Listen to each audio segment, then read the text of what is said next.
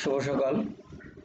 অষ্টম শ্রেণীর তথ্য ও যোগাযোগ প্রযুক্তি বিষয়ের আজকের অনলাইন ক্লাসে সকলকে স্বাগত জানাই। আমি তোমাদের কল্যাণ স্যার। আজকের ক্লাসে আলোচনা করব তোমাদের পাঠ্য বইয়ের দ্বিতীয় অধ্যায় অর্থাৎ কম্পিউটার নেটওয়ার্ক এই অধ্যায়টি সম্পর্কে। এই অধ্যায়টিতে আজকের পাঠে থাকবে টপোলজি, এই টপিক্সটি। টপোলজি এই টপিক্সে আমরা আসলে মূলত দেখব টপোলজি কি, টপোলজি কিভাবে গঠিত হয়, কত রকমের বা কি কি টপোলজি হতে পারে। আমাদের পাঠ্য বইয়ে যে সকল টপোলজির কথা বলা আছে সেগুলি সম্পর্কে আমরা আলোচনা করব। তোমরা সবাই জেনে গেছো কম্পিউটার নেটওয়ার্কে অনেকগুলো কম্পিউটার একসাথে জুড়ে দেওয়া হয় যেন একটি কম্পিউটার অন্য কম্পিউটারের সাথে যোগাযোগ করতে পারে। জুড়ে দেওয়া কম্পিউটারগুলোর অবস্থানের উপর ভিত্তি করে কম্পিউটার নেটওয়ার্ককে নিম্নলিখিত ভাগে ভাগ করা যায়। অর্থাৎ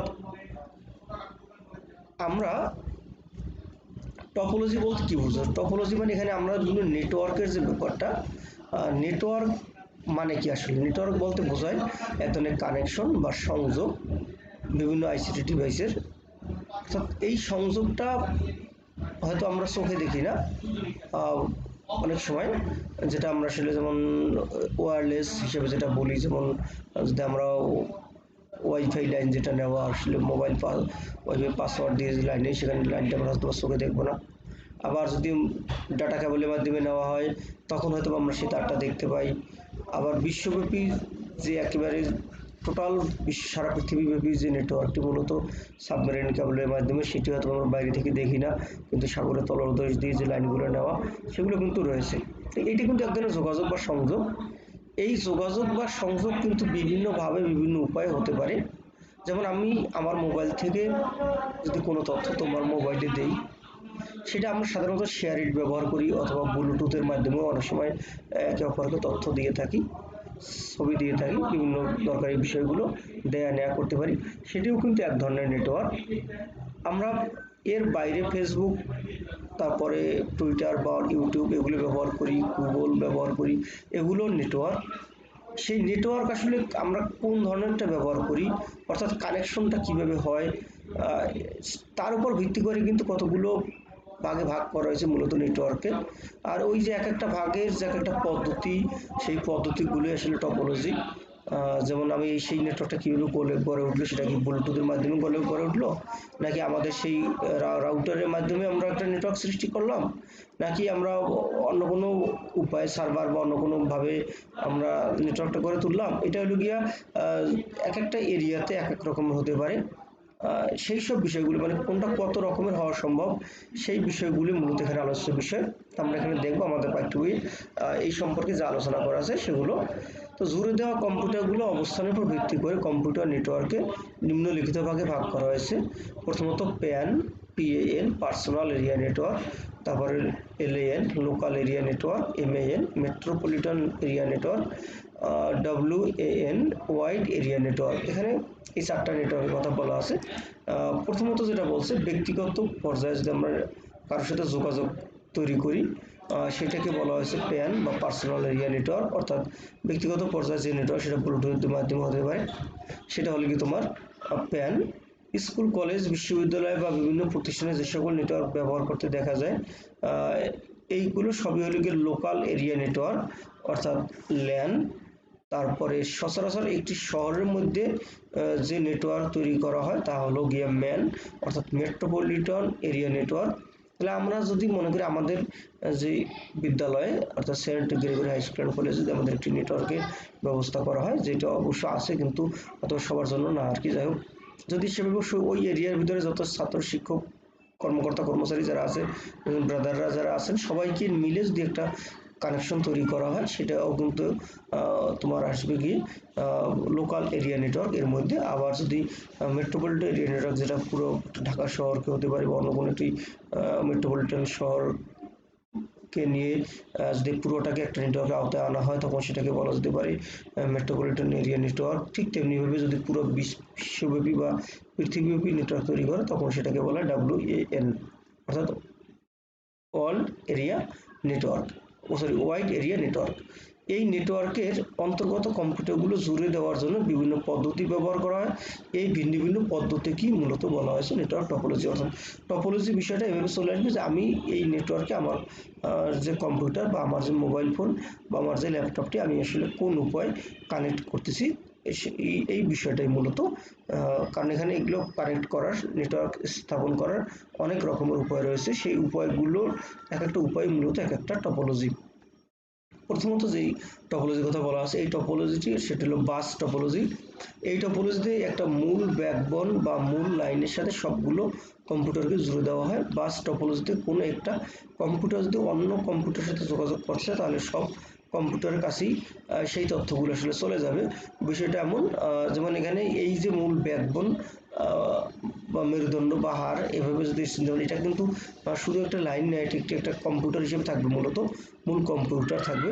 মূলত অন্য সকল কম্পিউটারগুলো আসলে সেই তার সাথে সংযুক্ত হবে এবং সেই সংযুক্ত হওয়ার সাথে তার মাধ্যমে কিন্তু পুরো একটা নেটওয়ার্ক, অর্থাৎ তার সাথে যে কম্পিউটারগুলো সংযুক্ত হবে সেই তাদের সকলকে নিয়েই কিন্তু মূলত একটি নেটওয়ার্ক সৃষ্টি হয়ে যাবে,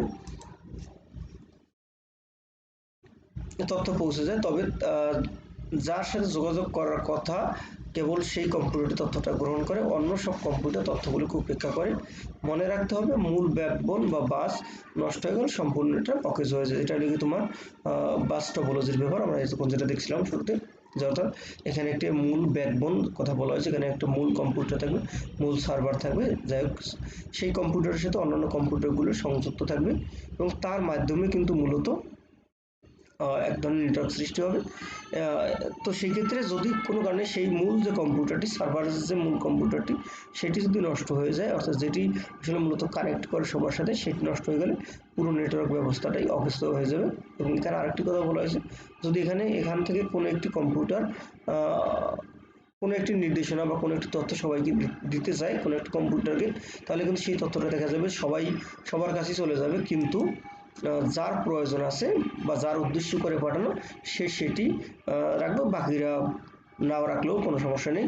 তবে এইখানে এই পদ্ধতির একটু বড় দুর্বলতা হলো গিয়ে, বিশেষ করে গোপন কোনো বিষয় যদি থাকে, যেমন যেটা আমি অন্য কাউকে দেখানো যাবে না, বিশেষ কারো জন্য তোমরা পাঠানো, সেগুলো পাঠানো কিন্তু আসলে এখানে ঝুঁকিপূর্ণ। কারণ এই তথ্যগুলো পাঠানো হলে দেখা যাবে যে যাকে উদ্দেশ্য করে পাঠান তার বাইরেও অন্যরাও আসলে দেখে ফেলার সুযোগ পেয়ে যায় এই পদ্ধতিতে। দেন আমরা পরে দেখব রিং টপোলজি। নাম শুনে তুমি বুঝতে পারছো রিং টপোলজি হবে গোলাকার বৃত্তের মতো ছবি দেখতে পাচ্ছ। এই ছবিতে টপোলজিতে প্রত্যেকটা কম্পিউটার অন্য দুটি কম্পিউটারের সাথে যুক্ত। এই টপোলজিতে এক কম্পিউটার থেকে অন্য কম্পিউটারে তথ্য যায় একটা নির্দিষ্ট দিকে, অর্থাৎ এখানে এই সার্কেলটা, এখানে কিন্তু মূল ব্যাকবোন বা ওইভাবে কিছু নেই, মূলত কম্পিউটার টু কম্পিউটারের কানেকশন। এখানে আমি এই কম্পিউটারটাকে যদি আমার কম্পিউটার বিবেচনা করি, তাহলে আমার এই কম্পিউটারটি কার সাথে যুক্ত আছে, এই পাশে একটি কম্পিউটার আছে, ঠিক এই পাশে আরেকটি কম্পিউটার আছে। আমার কম্পিউটারটি কিন্তু মূলত যদি সবার সাথে পরোক্ষভাবে যুক্ত হলেও কিন্তু মূলত একেবারে প্রত্যক্ষভাবে কিন্তু এই দুইটি কম্পিউটারের সাথে যুক্ত, এবং অন্য কম্পিউটারগুলো কিন্তু এই কম্পিউটারের মাধ্যমে কিন্তু তাদের সাথে একটা কানেক্ট করে না। তার সরাসরি এখানে কিন্তু দুই দিকে দুইটা কম্পিউটারের সাথে কিন্তু যুক্ত রয়েছে আমার এই কম্পিউটারটি। অনুরূপভাবে বাকি কম্পিউটারগুলো কিন্তু এভাবে যে তার পাশাপাশি দুইটি কম্পিউটারের সাথে তারা সবাই যুক্ত রয়েছে। এবং এখানে একটা বিশেষ কথা হলো কি, এই রিং টপোলজি নামটা যদি বৃত্ত বা রিং বা আংটি এমনটা মনে হবে, কিন্তু এটা কিন্তু যে সবগুলো কম্পিউটার বৃত্তাকারকে রাখতে হবে এমন আসলে কথা নেই। শুধুমাত্র আমার কম্পিউটারটি অন্য দুইটা কম্পিউটারের সাথে কানেক্ট থাকবে, সেই দুইটা কম্পিউটারের সাথে আবার তার পাশাপাশি কম্পিউটার কানেক্ট থাকবে, এরকম করে একটা সার্কেল আমাদেরকে তৈরি করতে হবে। সার্কেলটা যদি তৈরি হয় তাহলে সেটাই মূলত হবে রিং টপোলজি। এবারে তবে মনে রাখো, রিং টপোলজিতে কম্পিউটারগুলোকে কিন্তু বৃত্তাকার থাকা দরকার নেই। আমি যে কথাটা বলছিলাম সেগুলো এলোমেলোভাবে থাকতে পারে, কিন্তু যদি সব সময় কম্পিউটারগুলোর মাঝে বৃত্তাকার যোগাযোগ থাকে তাহলেই সেটি রিং টপোলজি। উল্লেখ্য, এক্ষেত্রে কোনো একটি কম্পিউটার নষ্ট হয়ে গেলে সম্পূর্ণ এটা বিকল হয়ে যাবে, কারণ এখানে যেহেতু একটা পুরো বৃত্তাকার পথে তথ্যগুলো আসা যাওয়া করে, তো কোনো একটা কম্পিউটার নষ্ট হয়ে যাওয়া মানে কি, ওই কিন্তু আমাদের সেই পথটা কিন্তু ভেঙে যাওয়া বা নষ্ট হয়ে যাওয়া, অর্থাৎ সেই তথ্যটা কিন্তু আর সার্কেল অনুযায়ী যেতে পারবে না। তো আমরা কি দেখলাম যে বাস টপোলজিটিতেও দেখলাম যে যেখানে মূল ব্যাকবোনটি যদি নষ্ট হয় তাহলে পুরো নেটওয়ার্কটি নষ্ট হয়ে যায়। তবে বিশেষ কোনো একটি কম্পিউটার নষ্ট হলে তাহলে কিন্তু বাকিগুলো সচল থাকে। কিন্তু রিং টপোলজিতে যেটা দেখলাম, সেক্ষেত্রে যদি কোনো একটি কম্পিউটারও কোনো প্রবলেম সৃষ্টি হয়, নষ্ট হয়ে যায়, যোগাযোগ বিচ্ছিন্ন হয়ে যায়, কানেক্ট করতে না পারে, তখনই কিন্তু দেখা যায় পুরো নেটওয়ার্ক ব্যবস্থাটাই নষ্ট হয়ে যাবে। এরপর আমরা এখন যেটা দেখবো সেটা হলো গিয়ে স্টার টপোলজি।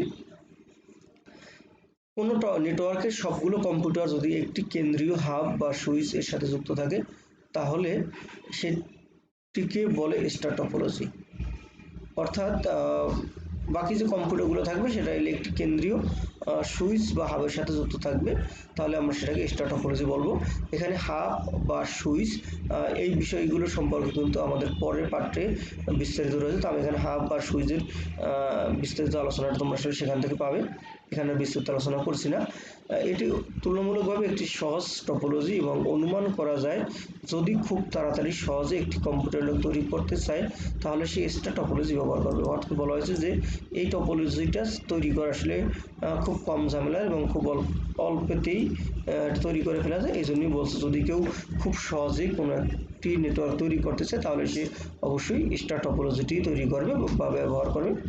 এই টপোলজিতে একটি কম্পিউটার নষ্ট হলেও বাকি নেটওয়ার্ক সচল থাকে, কিন্তু কোনোভাবে কেন্দ্রীয় হাব বা সুইচ নষ্ট হলে পুরো নেটওয়ার্ক নষ্ট হলে, এটা আগেরটার মতোই আবার আমরা বাস টপোলজিতে কিন্তু আমরা সেভাবে দেখেছিলাম, যেখানে কোনো একটা কম্পিউটার নষ্ট হয়ে গেলে বাকিরা কিন্তু কানেক্টেড থাকতে পারবে, কিন্তু এই কেন্দ্রীয় হাব বা সুইচ বা কেন্দ্রীয় যে কম্পিউটারটি আছে এটি যদি নষ্ট হয়ে যায়, তাহলে কিন্তু দেখা যাবে যে পুরো নেটওয়ার্ক ব্যবস্থাটাই বিকল বা অচল হয়ে যাবে।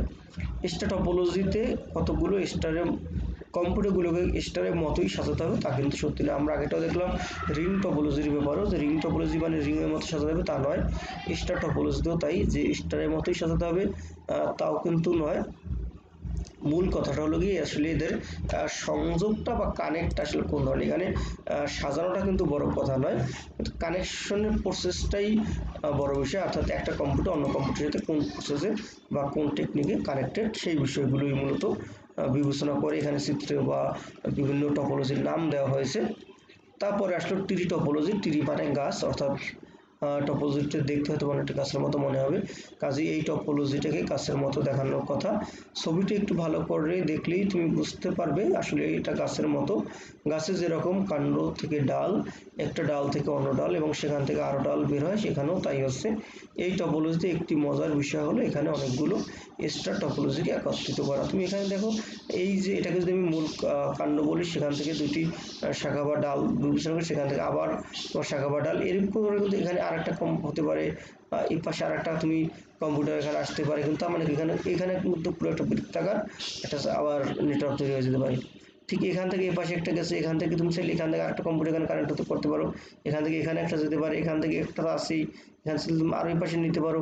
তার মানে কি, তাহলে সেখানে আবার একটা স্টার টপোলজি হবে। অর্থাৎ এই ট্রি টপোলজিটাই কিন্তু মূলত অনেকগুলো স্টার টপোলজির একটি সম্মিলিত রূপ হিসাবে আসলে।